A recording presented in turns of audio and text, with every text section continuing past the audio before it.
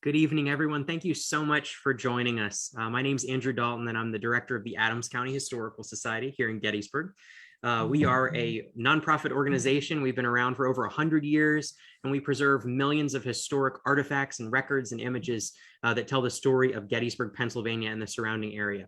We're also building a new museum and headquarters here in Gettysburg. So we're under construction right now and hoping to continue to give you updates on that as the project unfolds. But we're building a new museum that tells the story of Gettysburg from a new perspective. It'll be called Gettysburg Beyond the Battle. And that really is a great tie-in, I think, to tonight's discussion, because we're trying to expand in a number of ways the experience and the story that you get when you come here to Gettysburg, or if you're joining from around the country, the experience that you're able to access from wherever you are.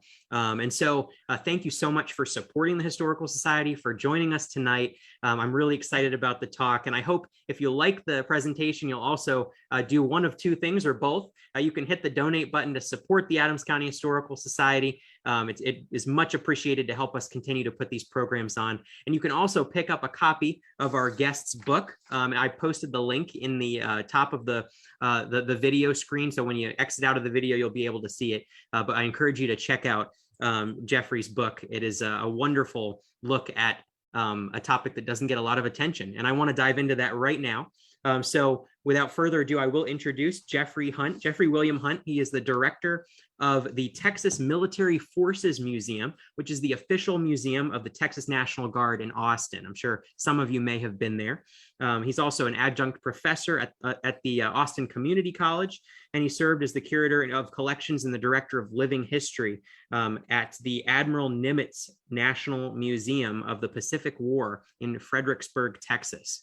And finally, he's the author of The Last Battle of the Civil War, Palmetto Ranch, and a new book that is going to be the topic of tonight's discussion. It's called Meade and Lee After Gettysburg, the Forgotten Final Stage of the Gettysburg Campaign, From Falling Waters to Culpeper Courthouse, July 14th to 31st, 1863. So thank you so much, Jeffrey, for being with us. And thank you to the hundreds of people who've tuned in to watch the program tonight. We're excited to present a new angle on the Gettysburg campaign. Well, thank you. I appreciate the opportunity. It's nice to see each of you and to talk about the first book in my series. Let's see here, Adam, I got to hit the share screen, don't I? Yes. See. And I hope everybody, by the way, if you can hear and see us, just let us know. We just want to make sure, as always, that the tech is working. Every once in a while, we have a surprise. So just please let us know in the comments if everything is good. Okay. It looks like we're all okay. All right. So we'll get ourselves going here. There we go. All right.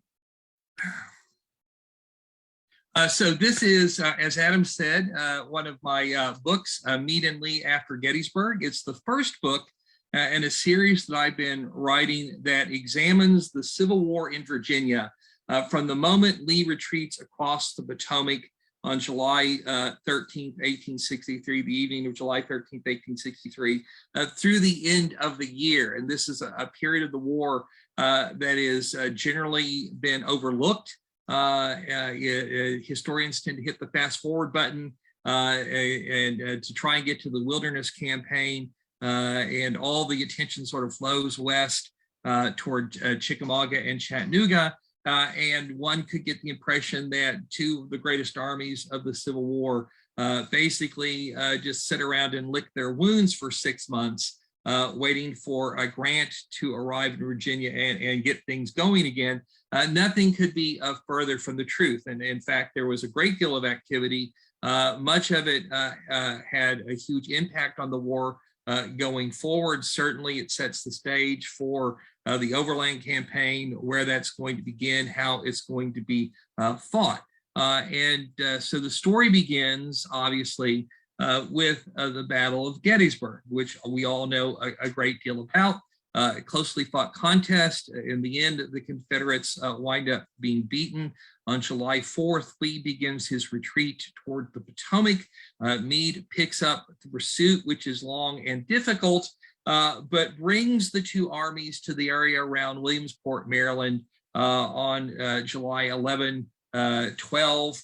The Confederates, when they reach the river, as we all know, find that the Potomac is in full flood. The bridge that Lee had left behind when he invaded Maryland has been destroyed by Federal cavalry, and the Confederates are going to have to quickly build a new bridge by tearing down the buildings of the town and constructing that span from scratch. And that's going to take a couple of days. And so they have to turn and face the Army of the Potomac, which is finally catching up to them. The rebels dig in with skill and speed. And when Meade comes up, he finds the Confederates prepared to fight. And the story here is pretty well known. Meade plans a reconnaissance in force to try and find a weak point in the enemy line. His corps commanders of the Council of War, most of them advise taking a little bit more time for preparation. Reinforcements are heading toward the Army of Potomac. Meade, believing that Lee cannot escape over the river, agrees and decides to postpone for a day. That brings howls of discontent from Washington. And Meade, in response on the 14th, launches his reconnaissance in force. But when his troops move forward, they discover that they are too late, that the Confederates have slipped away, gotten across the Potomac back into Virginia, and even destroyed their makeshift bridge behind them. This is most disconcerting to Lincoln. We are all aware of the unwritten, or rather the unsent note that he writes about this, believing that Meade has let its golden opportunity slip through his fingers. From the vantage point of Washington, it certainly seems that a great opportunity to largely destroy the Army of Northern Virginia while its back was against a flooded river has been missed. From the perspective of Meade and most of his officers, an assault on the Confederate fortifications around Williamsport would have had very little chance of success, although a lot of Meade's soldiers believed that they could have taken those works and that it would have been worth trying given its potential impact on the war. But regardless of who was right and who was wrong here, what the perceptions were, the government is very unhappy.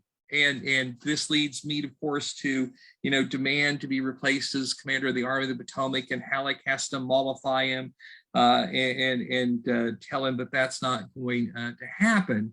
But this is basically where the Gettysburg story usually ends. Lee's gotten away, Lincoln's unhappy, Meade's unhappy, and the war is going to go on. But it is actually not the place where the Gettysburg story ends. It's not where the Gettysburg Campaign ends. That's going to happen 2 weeks later along the banks of the Rappahannock in central Virginia, not along the banks of the Potomac. So once the word gets to Washington that Lee has escaped, Halleck sends this very terse telegram to Meade, not only telling him that the president is dissatisfied, which of course is what prompts Meade's demand to be replaced as commander of the army, but also he's giving Meade orders, and those orders are that the enemy should be pursued and cut up wherever he may have gone. So it is clear that the Federals do not think that this is all done. Meade is expected to cross the Potomac River and chase Lee, to run him to ground and to finish in Virginia what he had not been able to do in Pennsylvania or Maryland. Meade is not the only general who's getting orders to go into Virginia. The same is true of Brigadier General Benjamin Kelly, who was the commander of the Department of West Virginia. West Virginia, of course, has just been made a state in the Union. And Kelly is in charge of scattered federal forces that are basically guarding the Baltimore and Ohio Railroad. And as the Confederates had invaded Pennsylvania, Kelly was told to assemble his force and move to assist the Army of the Potomac. Now, it took quite some time for that force to be gathered together because it was so widely dispersed. And so Kelly doesn't have his troops in hand until July 14th, when he reaches the area around Cherry Creek. which is some miles west of Williamsport. And when Kelly gets there, Meade's army is already shifting away from Williamsport, and he sends word to Halleck asking for orders, and Halleck tells him to get his force of about 6,000 men over the Potomac and seek to do some harm toward the enemy. And so Kelly begins to cross his forces at Cherry Run Ford, and you can see a picture of it here. This is taken after the war. The interesting thing about this is that because the Potomac was so flooded, that basically everything in this picture would have been underwater at the time that Kelly is trying to cross the river. The Potomac is swollen to a width of 1,500 feet, and Kelly had no bridges. He had only 3 small skiffs to start with, so it was going to be a very time-consuming and labor-intensive task to get his troops, his artillery, his wagons over the river. It would take basically 3 days of very difficult work. And every trip, the current would sweep the boats a half a mile downstream. But Kelly is beginning to cross. He's going to be assembling a force around Hedgesville, and Kelly's presence in the lower Shenandoah Valley is going to have a great deal of impact on what's going to happen going forward. There are other federal forces that are crossing the Potomac at this time.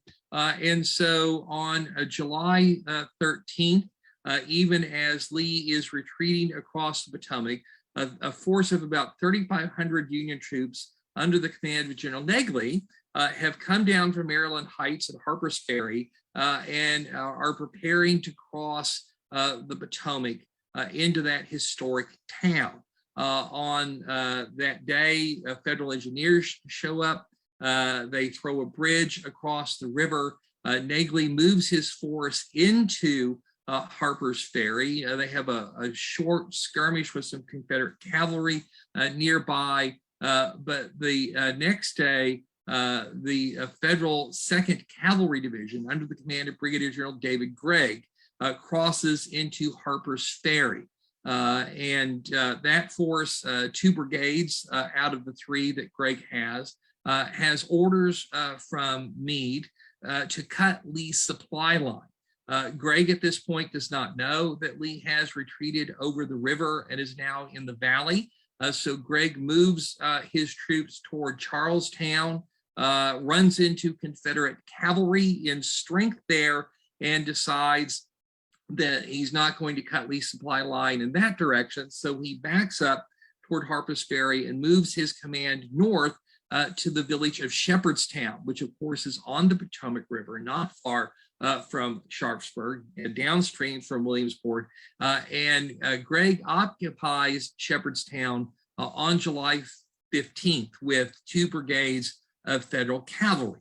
Word of all of this gets to Jeb Stuart, who understands that the Federal Cavalry Division in the Shenandoah is a threat to Lee's army. So Stuart assembles a force of several brigades, and on July 16th moves to attack Gregg, and this inaugurates the Battle of Shepherdstown. It actually takes place about 4 miles to the west of the village.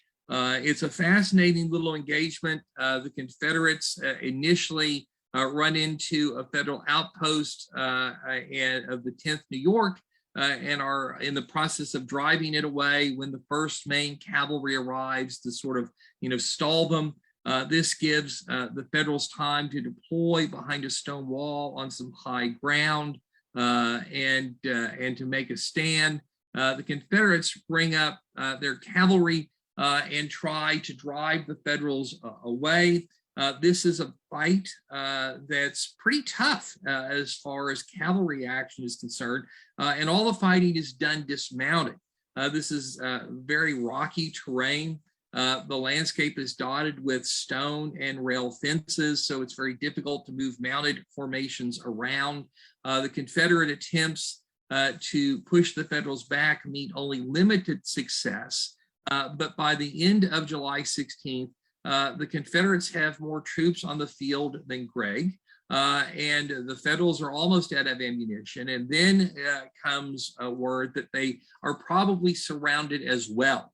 One Confederate cavalry company had gotten cut off behind Federal lines when Gregg moved toward Shepherdstown, and that company, the Company D of the 12th Virginia Cavalry, has been very active, waylaying Federals who are traveling down the roads. It captures Gregg's supply, or rather his headquarters wagon. And from that, this little company figures out that there are a lot of Yankees up toward Shepherdstown. And they move toward a critical crossroads where they manage to intercept the 3rd Brigade of Gregg's division under Pinnock Huey. And although there are very few Confederates there, Huey is surprised to find Confederates in his path. He deploys his brigade into line of battle, unlimbers his artillery, prepares to stave off a Confederate assault, and that basically locks him in place for several hours and prevents him from getting to Shepherdstown to join in the battle until after dark on the 16th. But when he arrives, he tells Gregg that he's run into Confederates, and Gregg looks at the map and he realizes that there are rebels to the south of him, there are rebels to the west of him, and now he believes that there are rebels behind him. Technically they are, but it's a single company, but Gregg does not know that. And so he understandably comes to the conclusion that if he stays on the battlefield, he's going to be assailed from every direction of the compass the next morning, and his division is going to be destroyed. So that night he sneaks away, pulls his men out quietly, and using a trail that runs along the shore of the Potomac, he retreats back to Harper's Ferry. This is a very hair-raising kind of an escapade.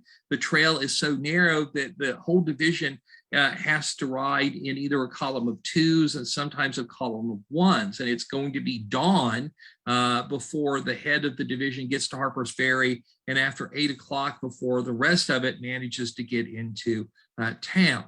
The Confederates had prepared an attack for the morning of the 17th, but when they moved forward, Gregg is gone, and that's very disappointing to them, but they've shoved him back into Harper's Ferry and for the moment removed him as a threat to Lee's army.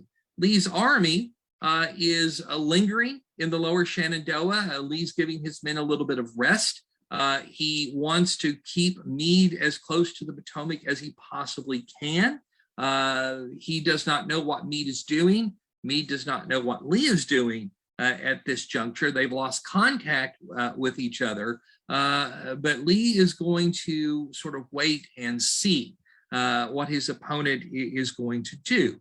Well, what would Meade like to do? Well, Meade believes that the proper policy to pursue is that having gotten Lee out of Maryland, the administration ought to be happy with having done that, and that the Army of the Potomac should not continue the campaign, should not cross the river into Virginia until it's been reinforced and reorganized and put on such a footing that its advance is sure to be successful. Meade shares those sentiments with his wife, Margaret, who is a close friend and confidant, and he writes with great frequency, and his letters reveal a great deal of his thinking, thinking that is not always shared with a lot of other people. But although Meade believes that the Army of the Potomac ought to let the Confederates go, and remember, he's only been in command since June 28th, so he's still trying to take up the reins. He's fought the biggest, bloodiest battle of the war to date. His army's lost upwards of 22,000 men, 300 officers. He's down 3 corps commanders. His supply lines are in disarray.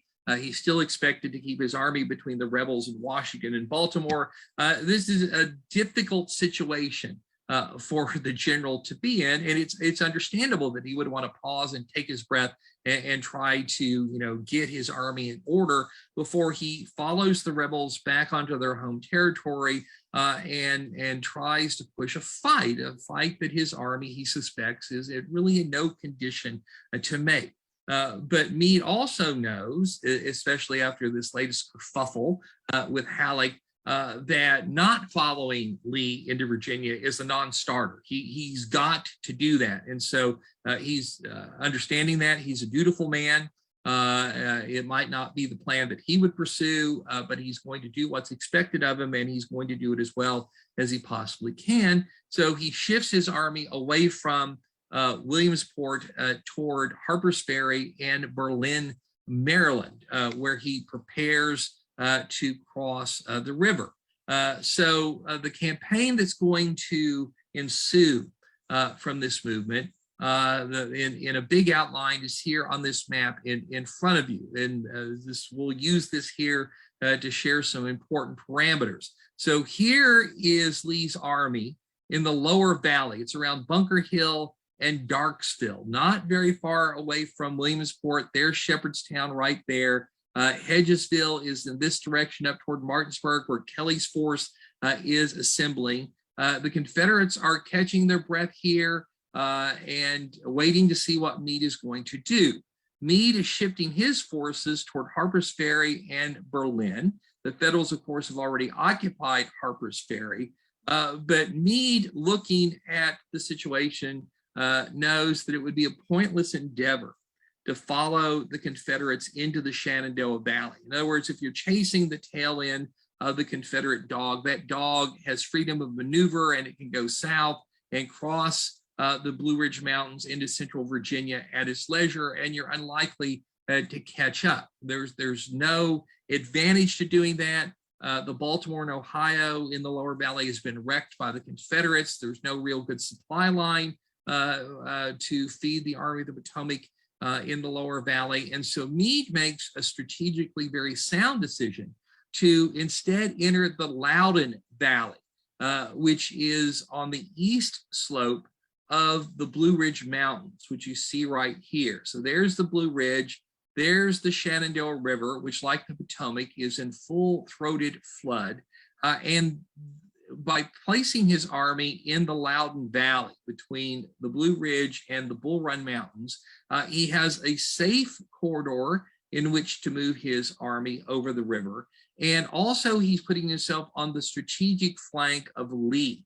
And if he can move swiftly and take control of the passes in the Blue Ridge, he might trap Lee in the lower valley. And if he could push through one of these passes and get below Lee, he might cut off his retreat, cut him off from Richmond, and maybe do on the south bank of the Potomac what he had been unable to do on the north bank of the Potomac after Gettysburg. So this gives you kind of an overview, lays out the big picture of the terrain for you. So the Federals begin crossing the Potomac on July 17th. The Third Corps under Major General William F. French, who's just taken command of the Corps, moves into Harper's Ferry. The Federals are going to cross several corps into Harper's Ferry on the 18th and 19th, and the rest of the army is going to cross the river at Berlin, Maryland. This is a picture of pontoon bridges over Berlin. Interesting story, the 50th New York Engineers was sent to bridge the river, and knowing that it did not have enough material to span a flooded Potomac, the Army's chief topographical engineer, Gouverneur Warren, who played such an important role at Gettysburg on Little Round Top, had telegraphed to the War Department asking that 600 additional feet of bridging material be shipped to the Army of the Potomac. And Warren had cautioned that material needed to come by rail because the Confederates had broken the Baltimore and Ohio Canal. They had destroyed an aqueduct that fed the canal, and therefore a large stretch of the canal was dry and thus was useless.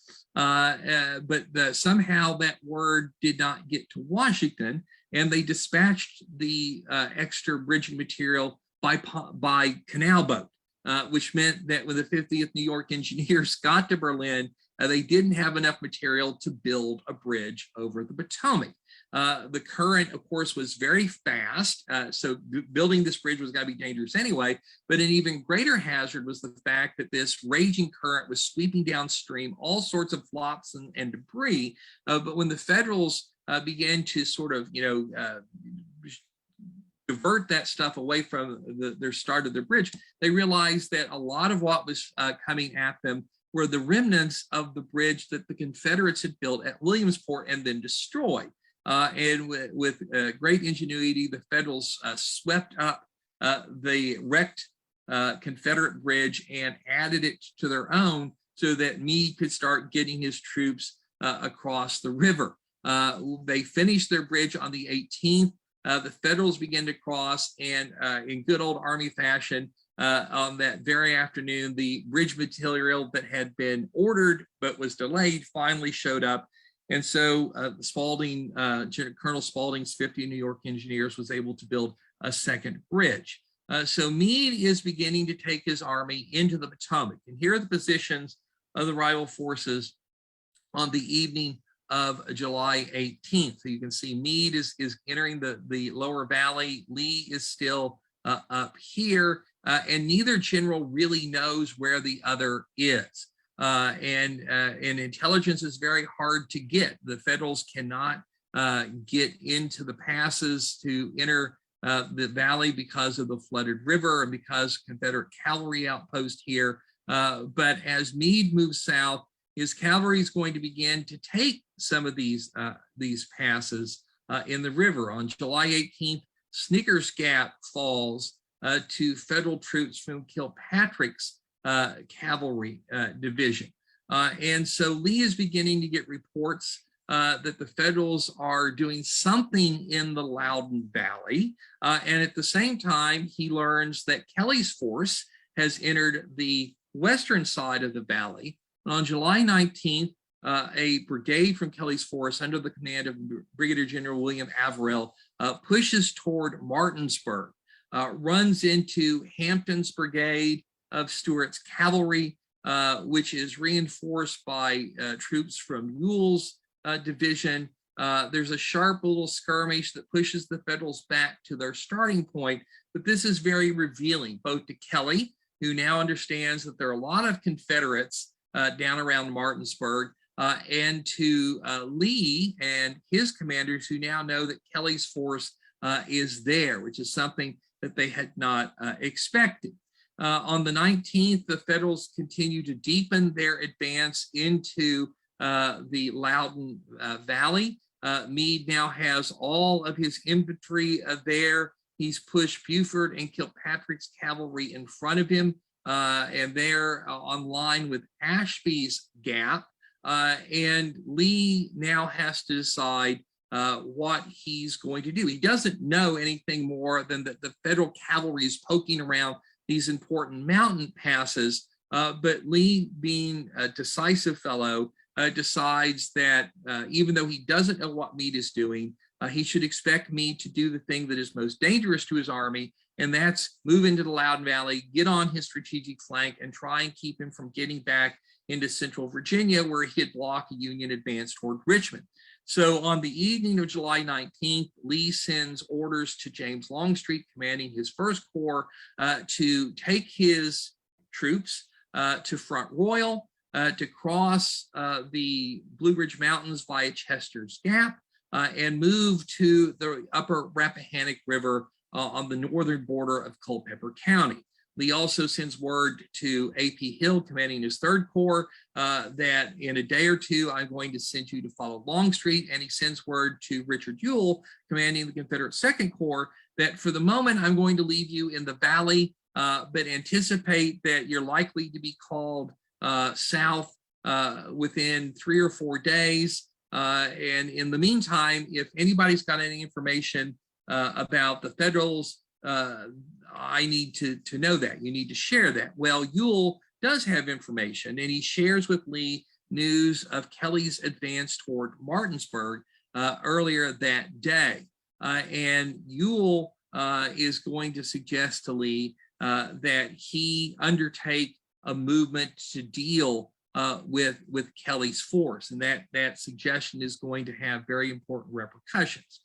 On July 20th, Longstreet begins to move, and he's coming from the area of Bunker Hill and moving down toward Millwood, which is opposite Ashby's Gap. Now, while Longstreet takes his corps to Millwood, he's got a brigade under Brigadier General Montgomery Corse in Winchester. And that brigade had been left behind during the Gettysburg Campaign from Pickett's division to guard the Virginia Central Railroad. And when news of Gettysburg had reached Richmond, Corse had been ordered to the Army of Northern Virginia. He left on July 9th from Gordonsville, marched 100 miles, and arrived at Winchester on July 13th. Pickett and Longstreet tell him, though, you keep your troops here in Winchester. There's no need to march these extra 13 miles to Bunker Hill. And that means that when Longstreet moves his troops to Millwood, Montgomery Corse is going to move his 1,200-man brigade due south to Cedarville. And that's only going to put him about 5 miles from Front Royal. And that little happenstance turns out to be very, very important. Front Royal is a critical point in the campaign that's developing here because 2 gaps in the Blue Ridge Mountains open onto Front Royal. These are federal camps in 1862. Front Royal would actually be a little over here where you see that number 2. But this is Manassas Gap here, and this is Chester's Gap here. So it's easy to understand the importance of Front Royal. This is key ground because both Meade and Lee need to have these 2 mountain passes to carry out their strategy. And to give you kind of a bird's eye view of things here, there's Front Royal, here's Chester's Gap, and there is Manassas Gap. So on the 21st, the Confederate Army begins to move again. Hill marches from Bunker Hill toward Winchester. Corse's brigade reaches Manassas Gap, and he sends most of his troops into Chester's Gap to hold that critical ground, but he detaches the 17th Virginia under Colonel Robert Simpson to go into Manassas Gap. And Simpson, who's actually from the Front Royal area, knows this region very well. He takes his regiment, 250 men, toward Linden, which sits at the apex of Manassas Gap, and he deploys his troops around a little house called Whopping. And he believes that there's Confederate cavalry in front of him. That turns out not to be the case. There is, in fact, Yankee cavalry in front of him, because the night before, a brigade of Federal cavalry under Brigadier General Wesley Merritt had reached Linden, while another brigade of Federal cavalry under the command of William Gamble has reached the exit of Chester's Gap. And so the Federal cavalry is getting into a blocking position that could disrupt Lee's attempt to get through the mountains back into central Virginia. Unfortunately for the Federal cavalry, Union infantry isn't following them, because on the evening of the 20th, intelligence had gotten to Meade from Kelly, saying that he had been fighting Ewell's Corps, which he misidentified as Hill's Corps, around Martinsburg. And this stuns Meade, because Meade had assumed that Lee had not paused in the lower valley, was making fast tracks south in the Shenandoah, looking to cross the Blue Ridge as quickly as possible. And the fact that Lee is lingering in the lower valley confuses me. He doesn't understand why Lee would do that. But a possible answer to that riddle appears in a Southern newspaper, which reports that Lee's army is being massively reinforced by Confederate troops being shipped in from Tennessee and North and South Carolina. This would certainly be something that the Confederates would do after Lee's defeat at Gettysburg. And so it's logical, and Meade assumes that these reports might be true. He's not convinced they are, but it would certainly make sense for the Confederates to do this. Of course, we know that the Confederates are not doing that they've got their own troubles in Tennessee, trying to defend Chattanooga and Charleston in South Carolina. But the possibility that Lee is being massively reinforced is something that Meade cannot ignore. And it helps to explain why Lee would stay in the lower valley. He's there to absorb reinforcements, and once he's got his army rebuilt, he's apt to renew the offensive by crossing the Potomac and reinvading the north, or an even greater danger, as Meade moves deeper into the Loudoun Valley, he opens up a void between him and the Potomac, and the Confederates might plunge through one of the gaps in the upper Blue Ridge to interpose between Meade and Washington and cut the Union Army off from the federal capital. And this is the only explanation for Lee still being in the lower valley that Meade can come up with. Doesn't know if it's true, but he's not going to take any chances. And so on the evening of July 20th, Meade has ordered his infantry to stop its advance until he can figure out what's really going on. And as a consequence of that, no federal infantry is going to take another step south for 35 critical hours. And that means that the Union cavalry that's gotten into these vital blocking positions in Manassas and Chester's Gap is basically on its own. It's out there. The Federals try and push from Linden toward Front Royal, but they run into the 17th Virginia, which puts up a very gallant delaying action that fends off an entire federal brigade. The Confederates send word back that they are being pressed in Manassas Gap, and those messengers get to Pickett's division, which is at the head of Longstreet's corps. Pickett sends his troops to reinforce both Chester Gap and Manassas Gap, and they arrive in time to fend off the Federals and hold these two critical passes, keep the Yankees from getting the Front Royal and blocking the retreat of Lee's army.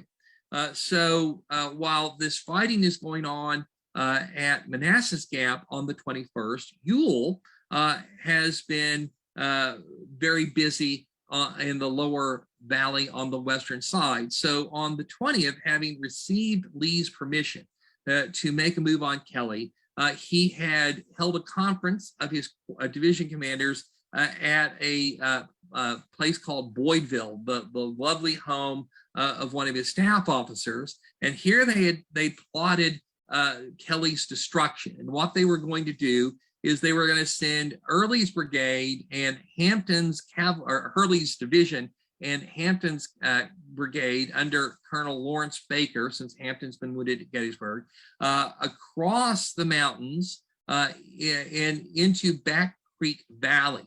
And they would make a flanking march to hit Kelly from the rear.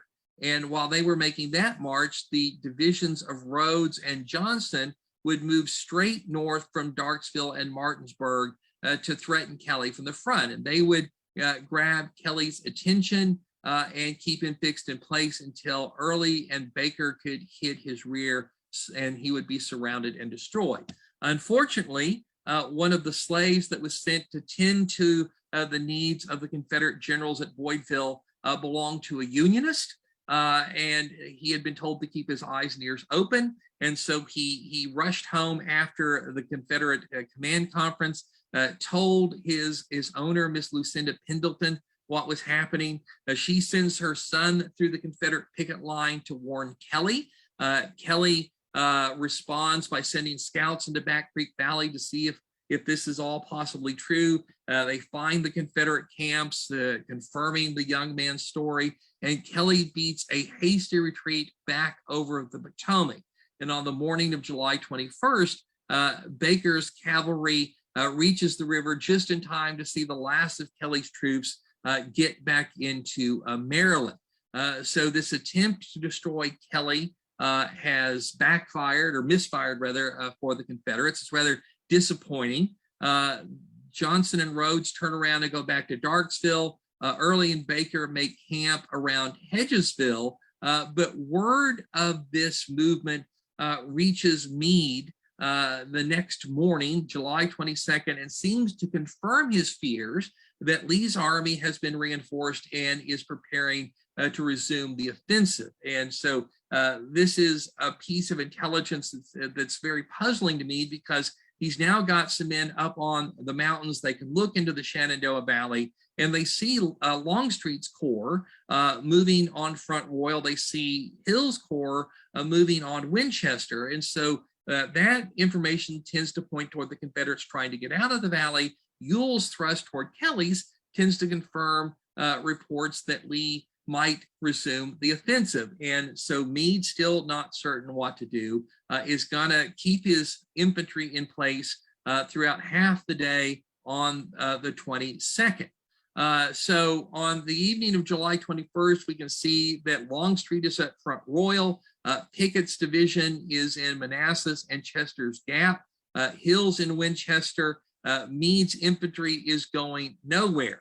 On the 22nd, the Confederates at the head of Longstreet's corps under Brigadier General William Wooford run into Colonel Gamble's Federal infantry at the exit of Chester's Gap.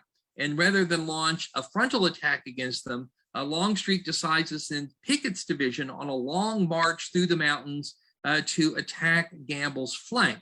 That takes most of the day, but the move works brilliantly. Gamble is displaced, and that evening, July 22nd, the Confederate First Corps begins to flow through Chester's Gap, while Hill's Corps is closing in on Front Royal and preparing to follow Longstreet. Ewell gets orders to move his troops back toward Winchester and to follow the rest of the Army of Northern Virginia through the mountains back toward the Rappahannock River. Meade at noon on the 22nd of July finally decides that the Confederates are not going over the offensive. The observation from his signal post in the Blue Ridge Mountains is now undeniable. The Confederates are trying to get through Chester or Manassas Gap. And so Meade finally puts his infantry into motion. He's trying to hurry troops down toward Manassas Gap, which he believes is the best place to fight his way through to Front Royal. If he can get there, he'll cut the Confederates off in the Shenandoah Valley. This is going to be a mission that is led by Major General French of the Third Corps, who moves into Manassas Gap on July 23rd and is very nervous. He's never commanded a corps before. He has been a division commander who's had a lot of bad luck. He got to attack the sunken road at Antietam. He got to attack the stone wall at Marie's Heights at Fredericksburg. He got to try and fend off Stonewall Jackson at Chancellorsville. Is a man who has a reason to have learned caution. And when he comes into the steep sided narrow Manassas Gap, he's very worried that he's walking into a trap, that the Confederates are going to descend upon him from the mountains. And so he takes a lot of time deploying batteries and troops to protect his flanks. He's not anxious to push a fight until the Fifth Corps, which is coming up behind him, is close at hand. And so he wastes most of the morning getting everything just the way he wants it. And it turns out that this is a wasted opportunity in a very real sense, because the only Confederates in Manassas Gap are Wright's brigade. Wright, of course, at this point is under arrest because he can't get along with his division commander, Richard Anderson. These are troops, of course, from Hill's corps, which had been sent to replace the troops from Pickett's division who had been holding the gap earlier. There are only 600 men in Wright's brigade. They're under Colonel Edward Walker. They've deployed in 2 skirmish lines, and when they first got there, the Federals were not to be seen. Nothing to worry about. And then all of a sudden, about 9 o'clock in the morning, an entire Federal corps shows up. And they wigwag a message back to Front Royal saying, there are 20,000 Yankees in front of us. We need help. And this is going to bring Ewell and Robert Rhodes galloping up to see what's going on. They arrive before French is ready to launch his attack, confirm what Walker is telling them, and they tell him to hold his ground and they will send reinforcements as quickly as possible. Of course, the closest troops are still many hours away. And so Walker's men are basically being given the job of the Spartans at Thermopylae. You've got to hold this narrow pass for as long as you possibly can, even if it means that you fight to the last man. Well, fortunately for them, French is being very cautious. He sends forward his skirmishers at 11 o'clock, but it's just desultory skirmishing until near 3 p.m. when the 5th Corps finally having showed up on the field.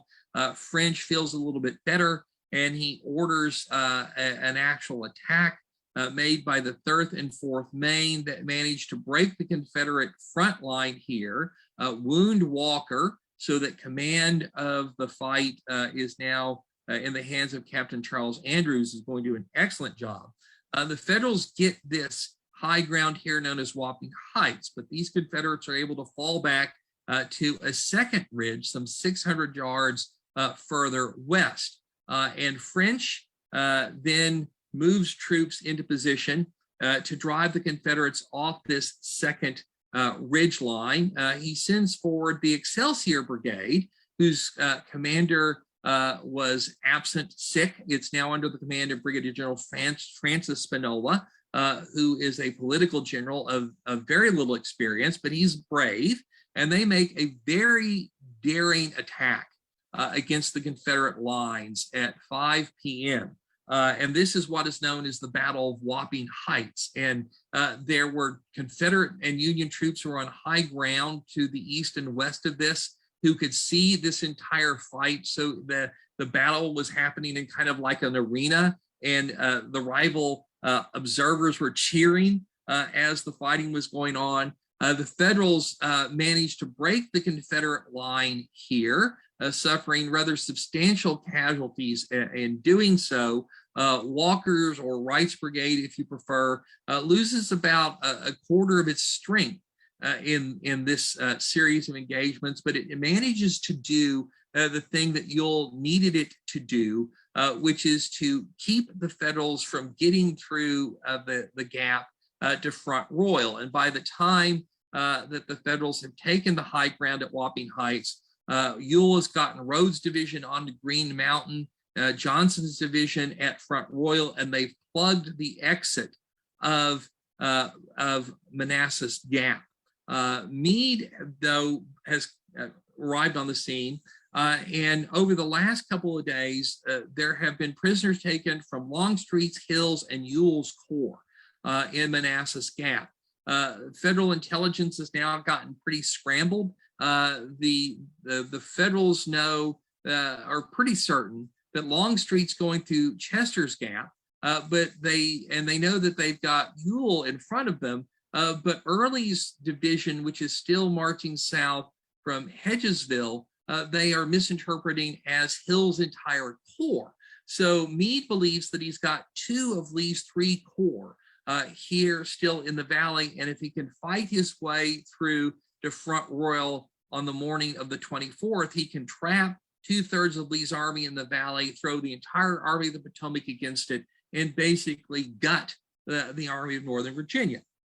This, of course, isn't what is happening at all. Hill is already following Longstreet through Chester's Gap, and after dark, knowing that Hill is well on his way back to Central Virginia, Ewell quietly pulls his troops back from Manassas Gap and marches them down the Luray Valley and out of reach of the Federals. Meade doesn't know this, and so sensing this great opportunity, on the evening of July 23rd, he masses 3 corps, 37,000 men in the narrow confines of Manassas Gap around Linden.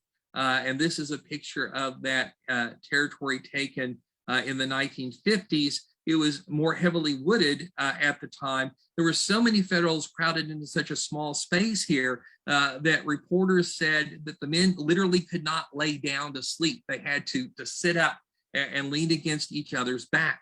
The Federals also are beginning to run low on rations, because when they crossed the Potomac, they lost all railroad connection to the depots around Washington, D.C. Meade has to give orders to his troops to go on half rations or try and extend their food supply as long as possible. But all of this is worth it if on the next morning he can smash his way through the Front Royal and trap a good portion of the Army of Northern Virginia. When he wakes up the next morning, though, his scouts are telling him that there are no rebels to their front. He sends French on into the western exit of Manassas Gap. French gets to Front Royal and sends word back that the Confederates are gone. And in fact, they are gone. And Meade has missed his opportunity here. And almost out of rations, he has to order his army to pivot east and hurry it in a forced march toward Warrenton, where it can reconnect to Washington via the Orange and Alexandria Railroad and get rations, which it is now desperately in need of. Meanwhile, Longstreet and Hill following him have returned to Culpeper Courthouse, which they reach on the morning of the 24th. Ewell has to take a little bit more of a roundabout route. He's the green line here, but he'll reach Johnson and Rhodes divisions will reach Madison Courthouse a day after Longstreet and Hill get to Culpeper. Early has to take a wider swing, and it's almost going to be in the end of the month before he reaches to Madison Courthouse. But the Confederates are going to manage to complete their strategic redeployment, get back into Culpeper County, where they can block any Union advance toward Richmond. The Confederates now at Culpeper, the Federals having gone to Warrenton to resupply. The two armies are now 23 miles apart. And this is where they really break contact and where the Gettysburg Campaign actually comes to an end. And so these 2 weeks, really this 10 critical days after Lee has crossed the Potomac, are the concluding chapter of the Gettysburg Campaign. And although there wasn't a big battle and a big finish fight, there was very tough combat at Shepherdstown, at Manassas Gap, at Whopping Heights, in Chester's Gap. Those fights, had they gone in a different direction, might have produced a big battle between these two armies that had been so madly mauled in Pennsylvania, and potentially have changed the course of the war.